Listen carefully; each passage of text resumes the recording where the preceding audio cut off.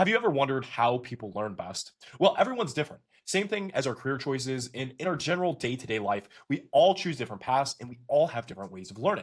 In this video, we're going to be going over the three main types of learning, as well as different types of material that you can use to access whichever type of learning fits you best. Now, everyone has their own specific learning style. Some have more hybrid styles where they combine three of these ways, some prefer just one of these ways. Depending on your style of learning, you'll understand exactly what style you need to focus on in order to learn best. So the first type of learning here is our visual type of learning. This is our learning by seeing things done. This is by far the most common form of learning. You can think of things like textbooks, things like PDFs, online reading resources like blogs, YouTube videos. Even this course that you're watching now is a visual resource. This is by far, again, one of the most common types of learning, followed by our second form of learning, which is our auditory learning.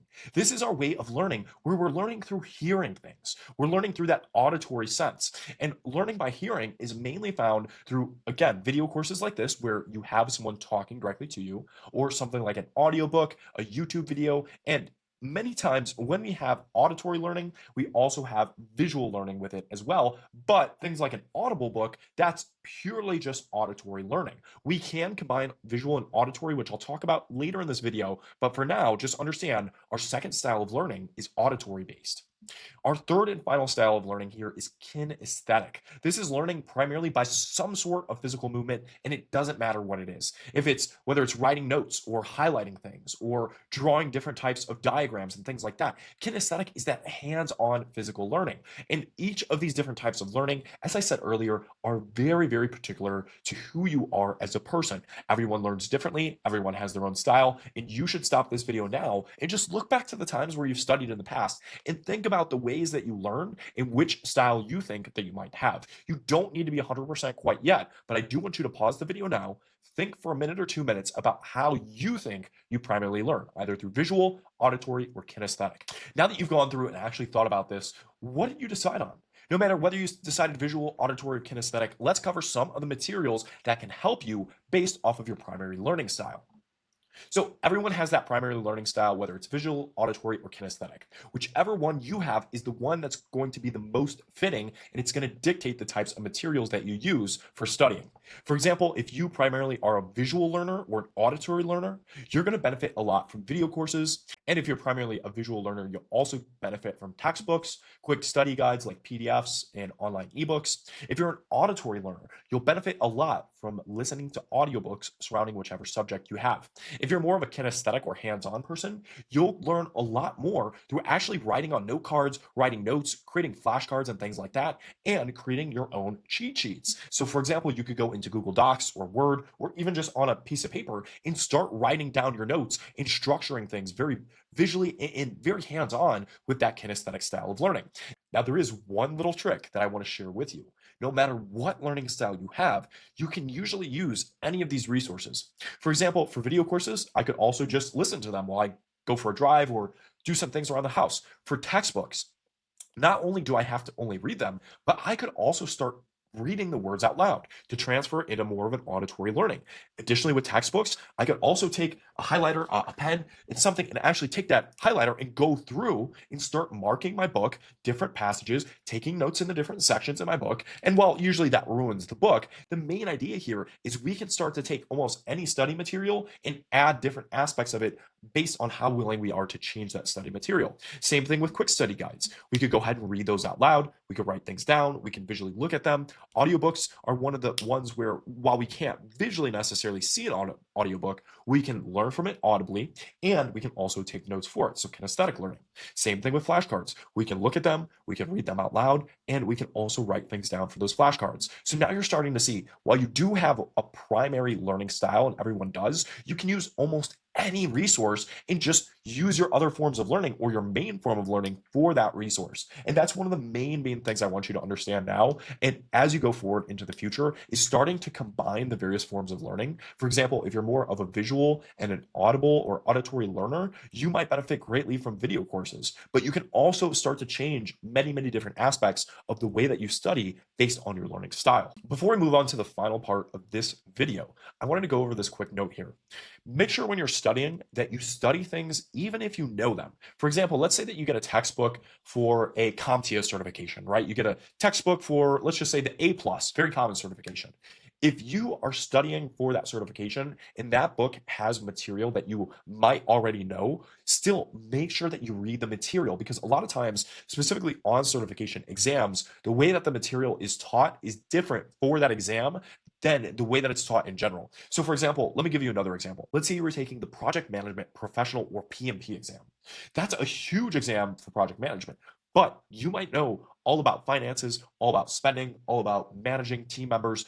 You should still go through each of those areas to make sure that you understand those areas based off of what the exam wants you to know. So this is crucial. Never ever skip past things just because you theoretically know them or you have hands-on experience when you're studying for an exam, because the way that the exam can ask questions or cover different topics could be way different than the way that you personally know them. When studying, here are three more concepts that you should be aware of. First is what's known as active recall. And this is when we test ourselves and we force our brain and our memory to start working. This is the best way to really make sure that information gets into your long-term memory from your short-term memory. And active recall could be anything from someone asking you questions, or you taking a practice exam, or you even just writing down your notes based off certain topics, or making some sort of wide note diagram. Some common forms of active recall include taking practice exams, having someone actually ask you practice questions verbally, or even just taking wide topics and writing down everything that you know about them, or creating flashcards and terms. These are our active recall activities that can really help us take what we've learned and store it in our long-term memory. Additionally, teaching others or explaining it to others is another great way of not only sharing your knowledge with other people, but also committing that shared knowledge into your own memory. Because what happens when you explain and when you teach to others, it forces your brain to almost rehash what you've learned in your own exact words. So when you go through and you teach someone one-on-one, or you teach a group, or maybe you give some sort of public talk, or you give some sort of mentoring or tutoring to someone else, you're going to really be not only helping the others, but also helping yourself, because teaching is going to make you put things in your own way, word things very specifically, and it's also going to help you learn over the long term. And the third and final area here is spaced repetition. This is by far one of the most important things that people miss when they're actually going through and studying, no matter what form of studying or what form of learning they're using.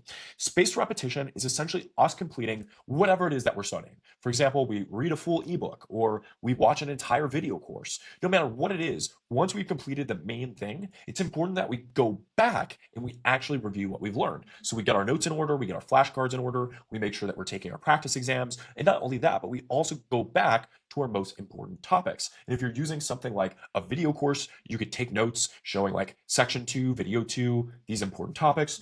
Or if you have, say, like a physical book in front of you, I could go through and with a highlighter, I can start to mark these different areas. So for example, I've got a pink highlighter here. Maybe I use pink in terms of things that I want to go back to actually review because they're incredibly important. So I could go back and I can actually see I added this little pink highlight there. That way I know, okay, maybe I should go back and just flip through all these pages and look at things that are in pink, maybe things that are in orange, whatever colors you have available, but really start color coding things, because that's really going to help a lot for your spaced repetition in your review. So those are our three concepts revolving active recall, spaced repetition, and teaching or explaining things to others. Now let's end this video off by talking about studying time. When you study, I want you to study in specific bursts. This is what's known as the Pomodoro method.